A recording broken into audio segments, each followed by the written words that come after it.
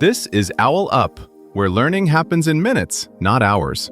For a deeper journey, explore all our courses at owlup.co. Now, let's dive in.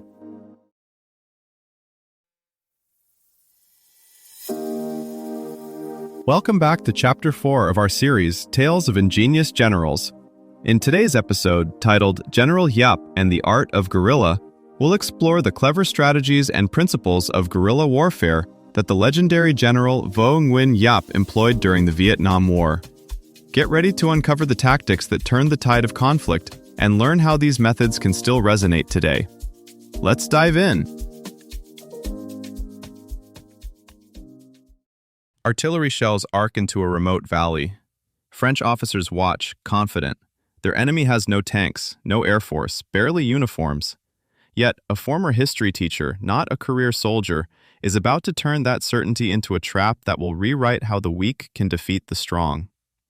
Giap's genius wasn't just in where he placed his guns, but in how he redefined what an army could be. He inherited fighters who owned more sandals than rifles and turned them into a force that could outlast industrial powers. His real weapon was organization.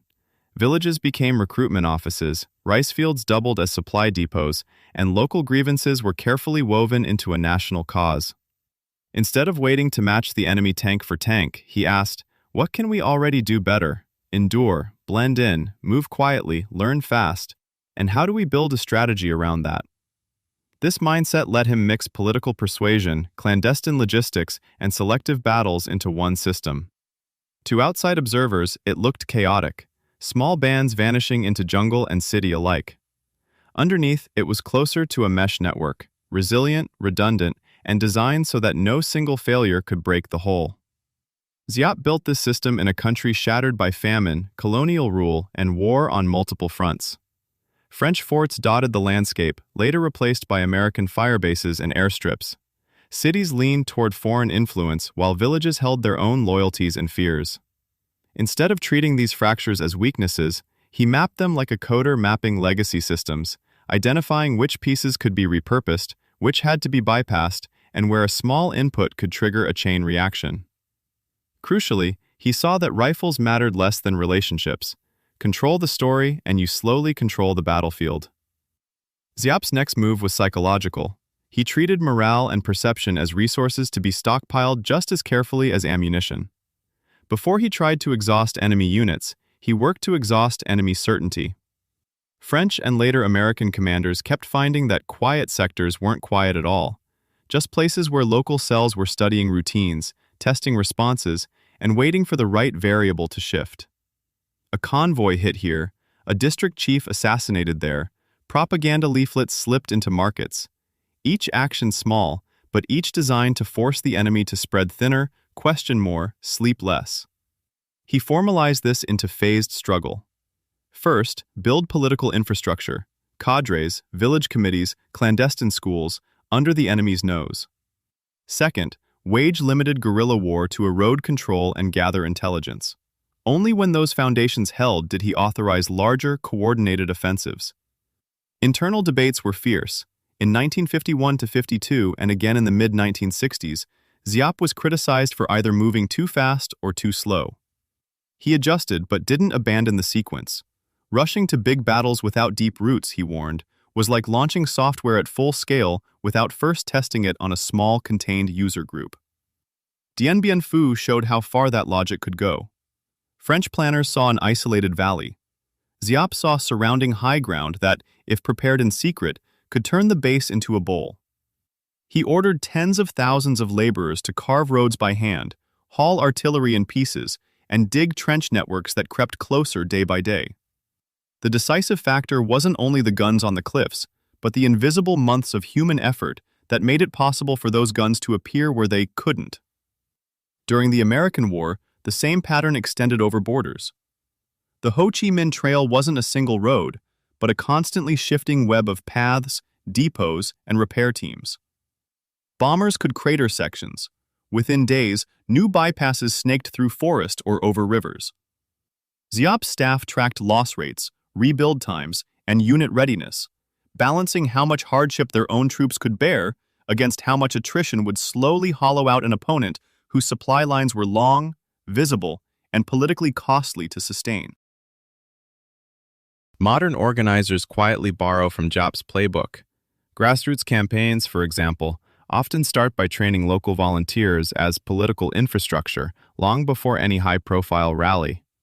Each volunteer tests messages on a few neighbors, tracks reactions, and feeds insights back, much like dispersed cells probing a sector. When a theme reliably moves people, organizers scale it up into coordinated days of action, phone banks, or strikes. The early work looks small, but it sets the ceiling on what the offensive can achieve. Startups facing dominant incumbents do something similar. Instead of copying the giant's full product, they pick a neglected user segment, observe its routines, and ship a slim, targeted feature. Metrics become their version of field reports. Where do users hesitate, churn, or refer friends?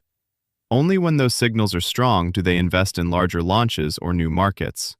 It's less about bold strokes than disciplined sequencing, earning the right to take bigger risks by surviving the smaller ones. Giap's legacy points beyond jungles and trenches. In a world of drones and cyber tools, his real weapon was time, stretching conflicts until opponents' politics cracked before their hardware did.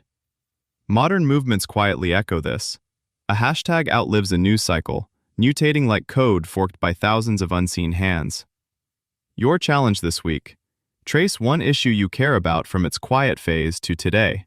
Who kept it alive, and how did their tactics evolve?